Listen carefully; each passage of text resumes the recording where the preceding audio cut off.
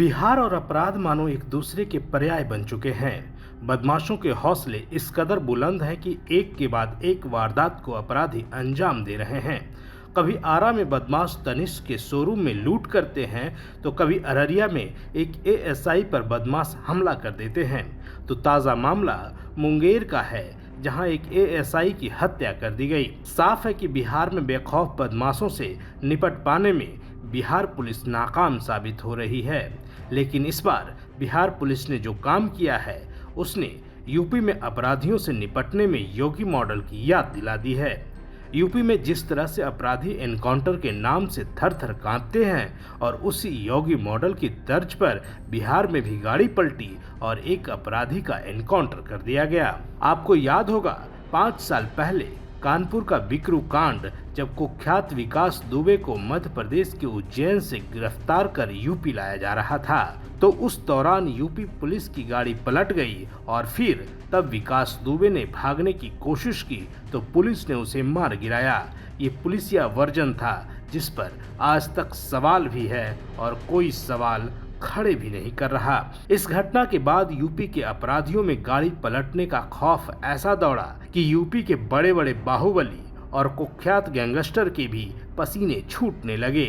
अहमदाबाद के साबरमती जेल से सड़क के रास्ते यूपी लाए गए अतीक अहमद को गाड़ी पलटने का डर सताया, तो इसी तरह मुख्तार अंसारी को भी अपनी जान की फिक्र सताती रही। और अब बिहार के मुंगेर में बिहार पुलिस को भी योगी मॉडल की तर्ज पर एक अपराधी को एनकाउंटर में ठोक दिया। दरअसल ये अपराधी कोई नहीं बल्कि वो आरोपी है जिसने मुंगेर में एक एएसआई पर जानलेवा हमला किया, जिसके बाद बिहार पुलिस ने इसका एनकाउंटर कर डाला।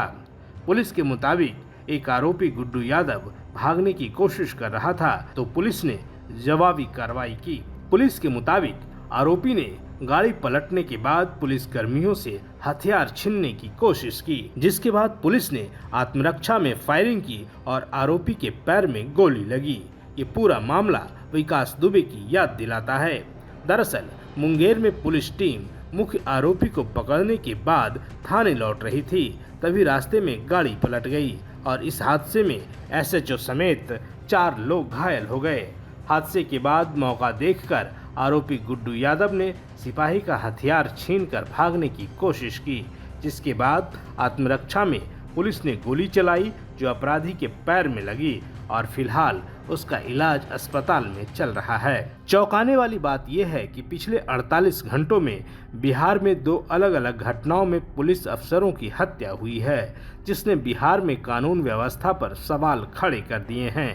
ये तक कहा जा रहा है कि बिहार में बदमाशों की बहार है, क्योंकि पहले अररिया और अब मुंगेर में एक एएसआई की हत्या ने कोहराम मचा दिया है। अब आपको पूरा मामला बताते हैं। दरअसल मुंगेर में एएसआई 2 पक्षों के बीच हुए एक विवाद को सुलझाने के लिए पुलिस टीम के साथ नंदलालपुरा इलाके में पहुंची थी। जानकारी के मुताबिक वहां 2 परिवारों के बीच झगड़े की खबर थी, जिसकी सूचना मिलने के बाद एएसआई संतोष कुमार अपनी टीम को लेकर दोनों पक्षों से बात करने पहुंचे थे। इसी दौरान विवाद बढ़ा, तब किसी अज्ञात शख्स ने एएसआई संतोष कुमार पर हथियार से सिर पर हमला कर दिया। हमले में एएसआई गंभीर रूप से घायल हो गए और उन्हें आनन फानन में पटना रेफर करना पड़ा, लेकिन पटना के हॉस्पिटल में एएसआई को बचाया नहीं जा सका और उसकी मौत हो गई। एएसआई संतोष कुमार भभुआ के रहने वाले हैं, जो डायल 112 का ड्यूटी पर तैनात थे। शुक्रवार शाम 7:45 पर उन्होंने 2 पक्षों में विवाद की सूचना मिली थी। सूचना पर एएसआई संतोष कुमार दल बल के साथ मौके पर पहुंचे और दोनों पक्षों को समझाने की कोशिश की।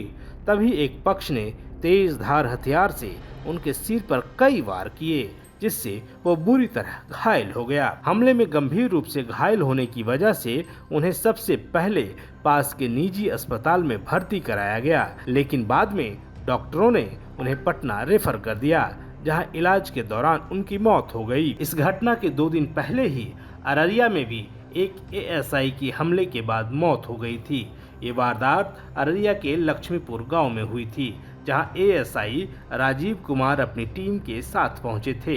एक अपराधी को पकड़ने के दौरान एएसआई राजीव कुमार पर ग्रामीणों ने अपराधी को छुड़ाने के लिए हमला कर दिया था।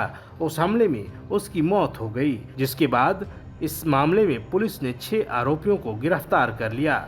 लेकिन अब सोचने वाली बात यह है कि यूपी के सीएम योगी के 2 मॉडल देश भर में चर्चित हैं। पहला कि ये गुंडे नहीं सुधरे तो ठोक दिए जाएंगे, दूसरा ये कि जुर्म किया तो बुलडोजर भी चलेगा।